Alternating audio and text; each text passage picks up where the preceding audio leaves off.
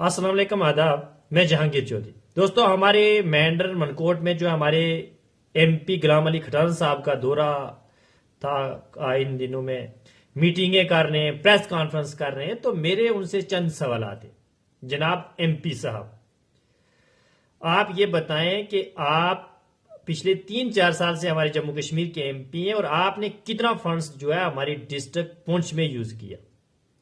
आपके फंड से मनकोट या मेंढर में कौन कौन से काम चल रहे हैं। आपने कौन से ऐसे प्रोजेक्ट हैं जो हमारे डिस्ट्रिक्ट पुंछ में या मेंढर या मनकोट में जो है वो सैंक्शन करवा के दिए और आपके वो काम यहां फील्ड पर चल रहे हैं, और आप वो बताएं।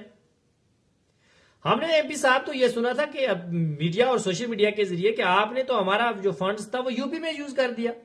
तो आप जब प्रेस कॉन्फ्रेंस कर रहे हैं तो आपका हक बनता था कि आप अवाम को जवाब दें कि आपने वो फंड्स हमारा यूपी में यूज किया या नहीं किया। अगर किया तो क्यों किया? क्योंकि आप तो हमारे जम्मू कश्मीर से जो है एमपी हैं, आपको तो फंड्स जम्मू कश्मीर में यूज करने चाहिए थे। आप जो है मौजूदा सरकार पर आपने बहुत इल्जामात लगाए। जनाब आप बताएं, पिछले 10.5 साल से आपकी सरकार थी, आपने कितनी डेवलपमेंट की?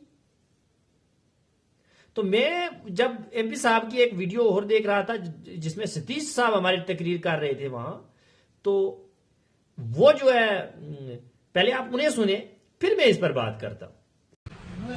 एक शमशान का लड़ी में एक ही वहां पर पिछले 12 साल से मैं मुर्दा जलाता हूं। 12 साल से उसको प्लास्टर तक नहीं हुआ है, उसकी शेड को हैंडपंप तक नहीं वहां लगाया गया। इग्नोर किया गया है या नहीं किया गया?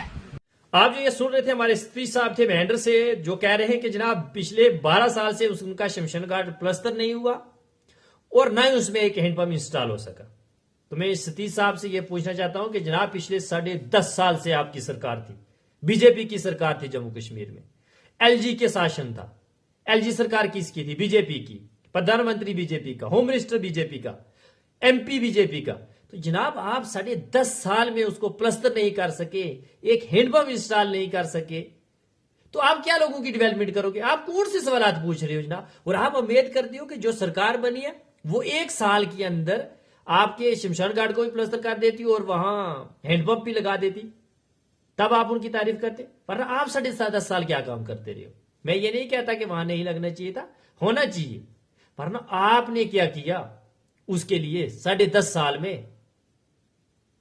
आपने जो इल्जामात लगा रहे हैं, आप बोल रहे हो कि आप जो 10.5 साल में नहीं कर सके, मौजूदा सरकार 1 साल में कैसे करे? ये कैसे मुमकिन है?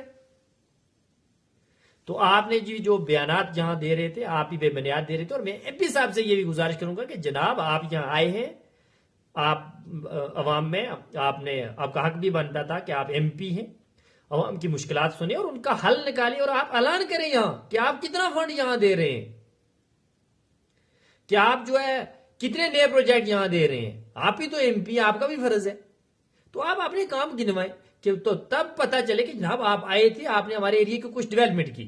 वरना ये आपके जो खोखले बयानात, सिर्फ इल्जाम लगाना, ये तो एक पॉलिटिकल स्टंट था। वरना आप एक चुने हुए एमपी, आपके पास फंड्स है, तो बराए मेहरबानी आप आवाम के काम कीजिए, आवाम को यहां फंड दीजिए और लोगों के जो मुश्किलात हैं उनको दूर कीजिए।